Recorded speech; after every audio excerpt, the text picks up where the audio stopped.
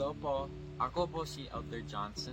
At ngayong araw na ito ay gusto kong magbahagi tungkol sa aklat na ito, ang aklat ni Mormon. Ito ay sa pangtipan ni Jesucristo at ang importansya na itong libro ay katumbas sa Biblia. Ito ay nagpapatunay tungkol kay Jesucristo sa sinuunang Amerika at nagaganap sa parehong yugto ng panahon sa Biblia. Ito ay dahilan kung bakit nandito po ako sa Canada at nag-aaral ako ng Tagalog. Ang mga mensaheng nilalaman ng libro na ito ay para sa lahat ng tao kahit anuman yung paniniwala nila sa buhay. Alam ko po na ang book na ito ay totoo kasi ito ay nakapagbigay ng kapayapaan, kaligayahan at saka patnubay sa aking buhay.